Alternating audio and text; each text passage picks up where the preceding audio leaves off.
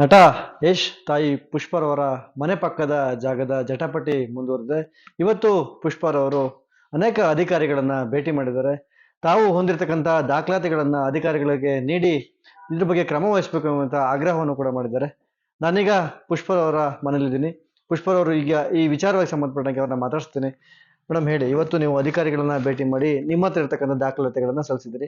ಏನ್ ಹೇಳಿದಾರೆ ಮೇಡಮ್ ಅಧಿಕಾರಿ? ಇಲ್ಲ, ನೋಡ್ತೀನಿ, ನೋಡ್ಬಿಟ್ಟು ನಿಮ್ಗೆ ಏನು ಬೇಕು ನಾನು ಮಾಡ್ಕೊಡ್ತೀನಿ ಅಂತ ಹೇಳಿದೆ. ಇದನ್ನ ನಾನು ಓದಿ ಇದಕ್ಕೆ ಅವರ ಹ್ಯಾಂಡ್ ಅವ್ರಿಗೆ ಕೊಟ್ಟ ಮೇಲೆ ಅವ್ರು ಅದನ್ನ ಮುಂದುವರಿಸಿ ನಿಮಗೆ ತಿಳಿಸ್ತೀನಿ ಅಂತ ಹೇಳಿದೆ.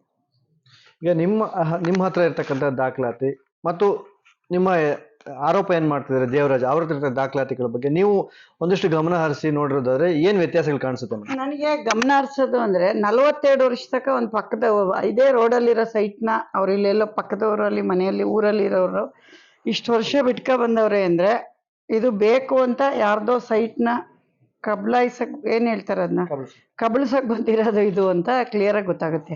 ಇಲ್ಲ ಅಂದ್ರೆ ಅವ್ರ ಸೈಟ್ನ ಅವ್ರು 12-13 ವರ್ಷ, ಅವ್ರ ಹಿಂದ್ಲವ್ರು 25 ವರ್ಷ, ನಾನು 6 ವರ್ಷ ತಗೊಳ್ಳೋವರೆಗೂ ಒಂದ್ ದಿವಸನೂ ಬರದೆ ಇಷ್ಟೆಲ್ಲ ಸುದ್ದಿನ ಅವಾಗ್ಲೇ ಮಾಡಿದ್ರೆ ಅವ್ರ ಜಾಗ ನಾವೆಲ್ಲ ತಗೊಳಕ್ಕೆ ಎಲ್ಲಿ ಬರ್ತಾ ಇದ್ವಿ, ಅದು ಅವ್ರಿಗೆ ಸೇರ್ತಾ ಇತ್ತು. ಅವ್ರಿಗೆ ಅವತ್ತು ಯಾವುದೇ ರೀತಿ ಇಲ್ದೇನೆ ಅಕ್ಕಪಕ್ಕದ ಹೊಲ ತೋರಿಸ್ಬೇಕಾದಾಗ ಅವ್ರು ಇದ್ರಲ್ಲಿ ನೋಡಿ ಹೊಲ ಆದಾಗ ಈ ಮನೆ ಇಲ್ಲ, ಈ ಮನೆ ಅವತ್ತು ಮನೇನೆ, ನೀವು ಈ ಪೇಪರ್ ಕೊಡ್ತೀನಿ ಮನೆ ಚೆಕ್ ಮಾಡಿ, ಈ ಮನೆ ಇದ್ರೆ ಈ ಮನೆ ತೋರಿಸಿಲ್ಲ ಹೊಲ ಅಂತ ತೋರಿಸವ್ರೆ, ಚೆಕ್ ಬಂದಿಲ್ಲ. ಆಮೇಲೆ ಆ ಕಡೆ ಇದು ಅದೆಲ್ಲ ಅವ್ರದ್ದು ಕ್ಲಿಯರ್ ಇಲ್ಲ. ಅದನ್ನ ನಾವು ಮಾತಾಡೋದು ಬೇಡ, ಸಂಬಂಧಪಟ್ಟ ಆಫೀಸರ್ ಮಾಡಿದಾಗ ಅದಕ್ಕೆ ನಾವು ಕ್ಲಾರಿಟಿನ ಮತ್ತೆ ಇನ್ನೊಂದ್ಸರಿ ಜನಕ್ಕೆ ಕೊಡೋಣ. ಅಲ್ಲ, ಈ ದಾಖಲಾತಿಗಳನ್ನು ನೀವು ಪರಿಶೀಲನೆ ಮಾಡಿದಾಗ ನಾವು ಕೂಡ ಮೇಲ್ನೋಟಕ್ಕೆ 2018ರಲ್ಲಿ ಅವ್ರಿಗೆ ಖಾತೆ ಆಗಿದೆ.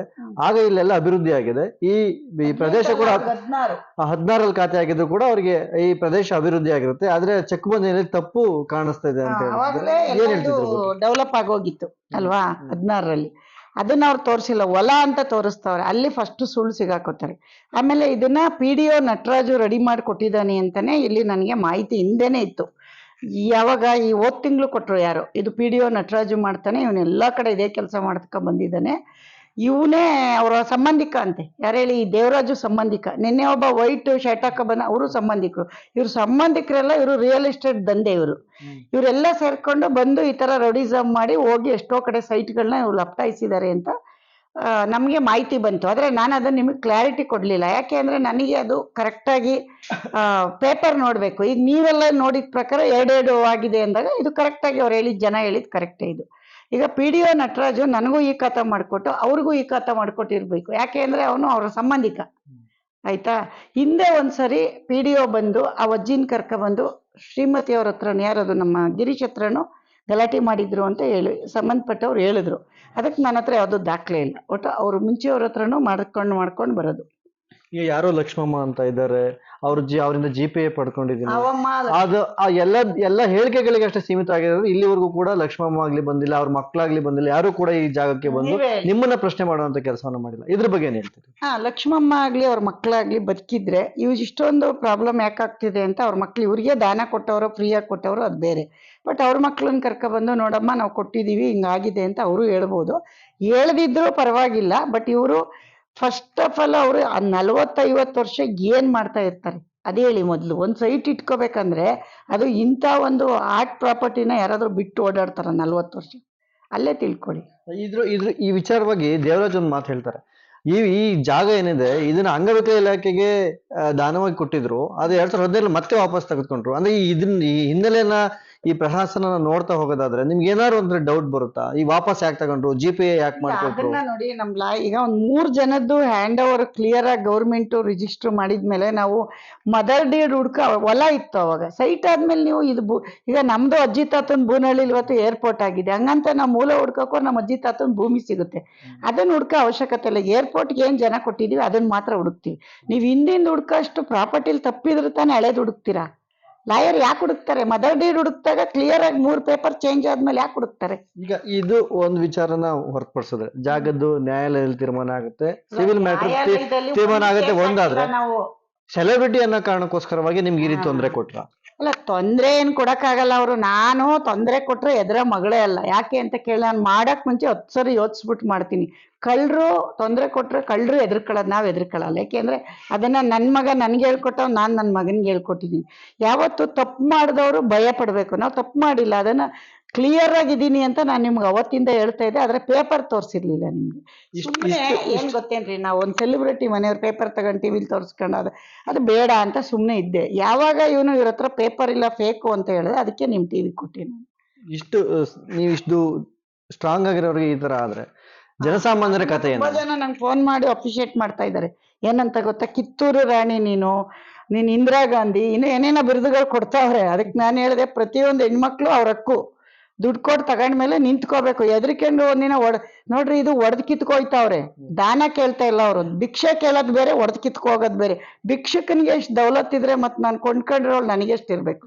ಅವ್ನ್ ಭಿಕ್ಷೆ ಬೇಡೋದಾದ್ರೆ ಎಲ್ಲಾದ್ರೂ ಅವ್ನ ಜಾಗದಲ್ಲಿ ಹೋಗಿ ಬೇಡ್ಕೊಳ್ಳಿ. ನನ್ ಜಾಗ ರೀ ಅದು, ನನ್ ಪ್ರಾಪರ್ಟಿ ಮೇಲೆ ಸರ್ವೆ ನಂಬರ್ ಇದೆಯಾ, ಆಮೇಲೆ ನಂದು ಸೈಟು ಅವಂದು ಹೊಲ, ಅಷ್ಟೇ ಹೇಳೋದು. ಅವನ್ ಬಂದ್ಬಿಟ್ಟು ಇವರು ಲಪಟಾಯಿಸಿದ್ದಾರೆ, ಏನಾದ್ರು ಒತ್ತುವರಿ ಮಾಡಿದ್ದಾರೆ ಅಂದ್ರೆ, ಒತ್ತುವರಿ ಮಾಡಕ್ಕೆ ಎಲ್ಲಿದೆ? ಅವನು ಎಲ್ಲಿದ್ದಾನೆ ಇಲ್ಲಿ ಸ್ವಾಧೀನದಲ್ಲಿ? ನಾನು ಶ್ರೀಮತಿ ನಮ್ ಗಿರೀಶ್ ಇರೋದು, ಅವನೆಲ್ಲಿದ್ದಾನ್ರಿ ಇಲ್ಲಿ ಸ್ವಾಧೀನದಲ್ಲಿ? ಎಲ್ಲಿದ್ದಾನೆ ಅವನು? ಕೋರ್ಟಿಂದ ರಾಂಗ್ ಮೆಸೇಜ್ ಕೊಟ್ಟಿದ್ದಾನೆ ಕೋರ್ಟ್ಗೆ, ಇಲ್ಲಿ ಸ್ವಾಧೀನದಲ್ಲಿ ಇದೀನಿ ಅಂತ. ಕೋರ್ಟ್ ಇದೊಂದು ಚಾಲೆಂಜ್ ಆಗ್ಬಿಡ್ಲಿ, ಪರಿಶೀಲನೆ ಮಾಡ್ಲೇಬೇಕು, ಬಿಡಲ್ಲ ನಾನು. ಯಾಕೆಂದ್ರೆ ಸ್ವಾಧೀನದಲ್ಲಿ ಎಲ್ಲಿದ್ದಾನೆ ಅವನು? ಯಾವುದೇ ಹಂತಕ್ಕೆ ಹೋದ್ರು ಕೂಡ ನೀವು ಬಿಡೋದಿಲ್ಲ ಅಂತಾರೆ. ಯಾವುದೇ ಅಂತ ಮೋದಿಯವ್ರ ಹತ್ರ ಹೋಗೋದಾಗ್ಬಿಡ್ಲಿ, ಲಾಸ್ಟಿಗೆ ಬಿಡಲ್ಲ ಇದನ್ನ, ನಾನು ಬಿಡಲ್ಲ ರೀ ಇದನ್ನ ಇಷ್ಟಕ್ಕೆ ಬಿಡ್ತೀನಿ ಅನ್ಕೋಬಿಡಿ. ನಾನು ಇಳಿದು ಬಿಟ್ರೆ ಬಗ್ಗಲ್ಲ. ಯಾಕೆಂದ್ರೆ ನನ್ನಲ್ಲಿ ಪರ್ಫೆಕ್ಷನ್ ಇರುವಾಗ ಅವ್ರಿಗೆ ಯಾಕೆ ಹೆದರ್ಬೇಕು ನಾವು?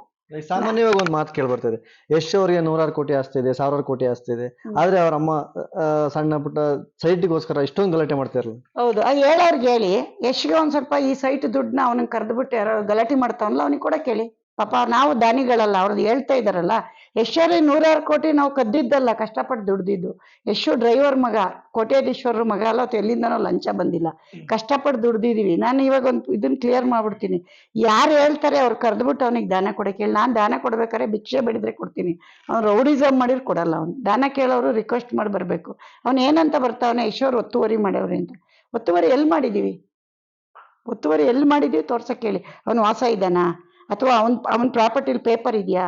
ಯಶೋರ್ ಹೆಸರು ಯೂಸ್ ಮಾಡ್ಕೊಂಡು ಯಶೋರ್ ಈಗ ಅಷ್ಟು ಜನ ಟಿವಿಲಿ ಬರ್ತಾರಲ್ಲ, ಇಷ್ಟು ವರ್ಷ ಯಾಕೆ ಬರ್ಲಿಲ್ಲ ಅವರು?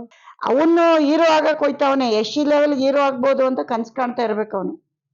ಎಷ್ಟೋ ಜನ ಹೀರೋ ಆಗ್ತೀನಿ ಅಂತ ಬಂದೆಲ್ಲ ಹೋಗ್ಬಿಟ್ಟವ್ರು ನಮ್ಮ ಮುಂದೆ ನೋಡಿದೀವಿ. ಇವನು ಹೋಯ್ತಾನೆ ಹೋಗಿ. ಇದಿಷ್ಟು ಪುಷ್ಪಾರವರ ಮಾತು. ಯಾವುದೇ ಕಾರಣಕ್ಕೂ ಈ ಜಾಗವನ್ನು ಬಿಟ್ಕೊಡೋದಿಲ್ಲ. ನಾನು ಹಣ ಕೊಟ್ಟು ಖರೀದಿ ಮಾಡಿರ್ತಕ್ಕಂಥದ್ದು. ನಾನು ಇಳಿಯೋವರೆಗೂ ಕೂಡ ನಾನು ಯಾವುದೇ ಕಾರಣಕ್ಕೂ ಈ ಜಾಗದ ವಿಚಾರವಾಗಿ ಹಠಕ್ಕೆ ಬಿದ್ದಿದ್ದೀನಿ. ನಾನು ಯಾವುದೇ ಕಾರಣಕ್ಕೂ ಜಾಗವನ್ನು ಬಿಟ್ಕೊಡುವಂತ ಪ್ರಶ್ನೆ ಇಲ್ಲ ಎಂಬಂತಹ ಮಾತನ್ನ ಪುಷ್ಪಾರವರು ಹಾಸನದಲ್ಲಿ ಹೇಳಿರ್ತಕ್ಕಂಥದ್ದು. ಕೃಷ್ಣಮೂರ್ತಿ, ನ್ಯೂಸ್ 18 ಹಾಸನ.